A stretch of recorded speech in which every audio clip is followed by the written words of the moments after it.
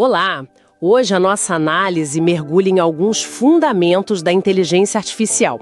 A gente está olhando umas notas de aula que vão assim do básico até como a IA resolve problemas. Exato. A ideia aqui é tirar o sumo dessas notas, sabe? O que é IA de verdade? Como foi essa jornada? Com altos e baixos, as diferentes formas que ela tem para, digamos, pensar e como ela encara os desafios. Vamos lá então. Começando pela base. As notas fazem uma distinção importante entre pensar, aquele processo mental de formar ideias, resolver coisas, e inteligência, que é mais a capacidade de aprender, usar conhecimento, se adaptar. E a IA tenta simular essa inteligência nas máquinas. Perfeito. E olha, essa tentativa não é de hoje, não. O termo inteligência artificial mesmo surgiu lá em 1956 com o John McCarthy. E a história da IA passou por várias, eras, digamos.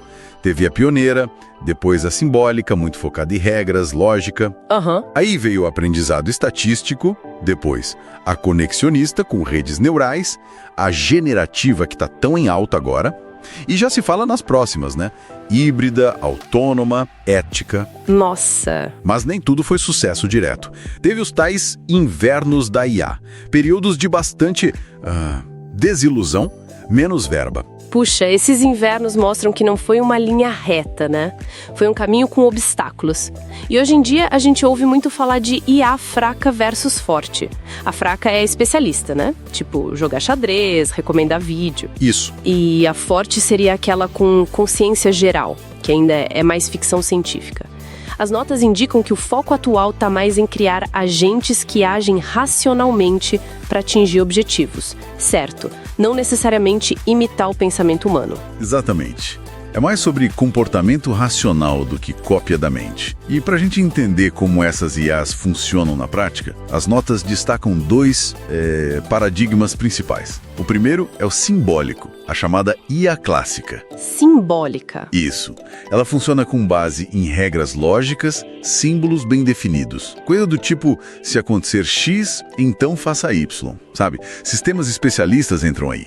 Alguns de triagem médica inicial ou até análise jurídica. O material cita o sistema Victor para ajudar na triagem de processos judiciais. Ah, interessante. A vantagem é que são explicáveis. Você consegue rastrear o porquê da decisão. Tá, mas essa IA baseada em regras, a simbólica, ela não fica meio engessada se aparece algo que não tá na regra? Boa pergunta. É exatamente aí o ponto fraco dela. Ela sofre com ambiguidade, com dados bagunçados, incompletos, o mundo real, né? Entendi. Aí que entra o outro lado, o paradigma conexionista, a IA moderna. Essa é inspirada no cérebro, usa redes neurais artificiais. Ah! Aqui, a IA aprende padrões direto dos dados, muitos dados. Então é essa IA por trás do que a gente vê mais hoje, reconhecimento de rosto, tradutor automático. Exatamente. É o que move reconhecimento facial, tradução, modelos como o ChatGPT. É muito potente para tarefas complexas com dados abundantes. Só que... Tem um porém, né? Tem. Exige muito dado, muito poder de processamento e muitas vezes é uma caixa preta.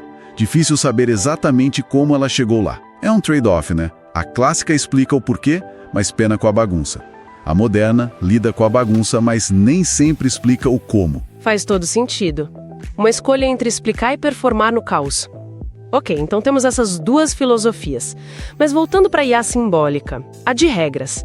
Como ela organiza o que ela sabe? Precisa de representação do conhecimento. As notas mostram algumas formas. Tem as regras de produção, o se, então.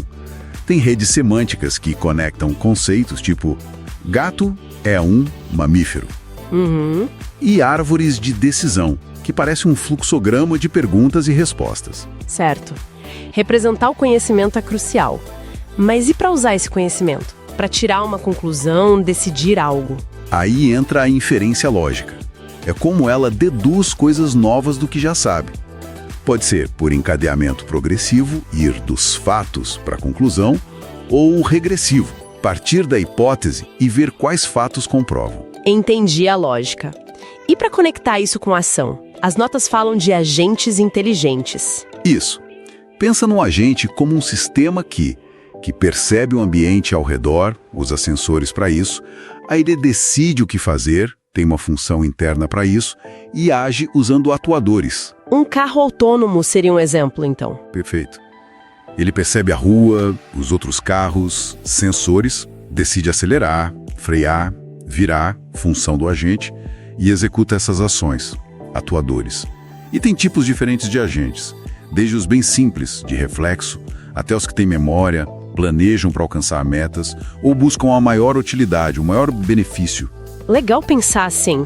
E como esses agentes, ou a IA no geral, resolvem um problema mais concreto? Tipo, achar a melhor rota num mapa, ou aquele quebra-cabeça do 8 puzzle que as notas mencionam. O primeiro passo é formular bem o problema. Definir o estado inicial onde eu começo, o estado objetivo onde eu quero chegar e os operadores, que ações eu posso fazer para mudar de estado. Ok, problema definido. E aí? Aí a IA precisa explorar o que chamam de espaço de estados. Espaço de estados. Parece algo meio abstrato. Imagina um mapa com todas as possibilidades. No 8 Puzzle, cada arranjo das peças é um ponto nesse mapa. A IA tem que achar um caminho do ponto inicial ao ponto objetivo. Para isso, usa algoritmos de busca. Os mais básicos são as buscas cegas. Cegas. Por quê? Porque elas não têm informação prévia de qual caminho é melhor. Elas vão explorando às cegas mesmo.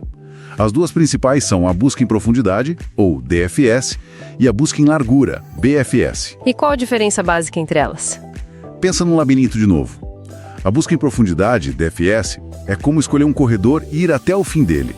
Se der num beco sem saída, você volta e tenta outro.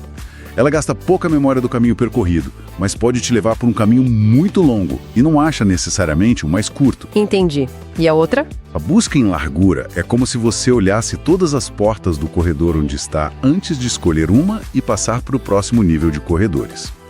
Ela vai explorando camada por camada. Garante achar o caminho mais curto, se ele existir. Só que exige guardar todas as opções abertas, gasta mais memória. Ótimas analogias. Então, pra gente amarrar tudo, IA não é uma coisa só, mágica. Vimos que ela pode ser baseada em lógica, regras, ser explicável, a simbólica, ou aprender com padrões em dados, ser super poderosa, mas meio opaca, a conexionista. Exato. Ela organiza o conhecimento de formas específicas e usa lógica ou essas buscas para tomar decisões e resolver problemas. Precisamente. Passamos pela definição, pela história, que teve seus percalços, vimos os mecanismos por dentro, representação, inferência, os agentes e até as estratégias básicas de busca. É uma base importante para entender o que a gente vê por aí. Com certeza. E fica a reflexão, pensando em como a IA aprende com dados ou segue regras, o quanto do nosso jeito de decidir as coisas no dia a dia se parece mais com essa abordagem simbólica, de regras que a gente aprendeu, e o quanto é mais conexionista, tipo, reconhecer padrões pela experiência quase sem pensar. Fica aí a pergunta.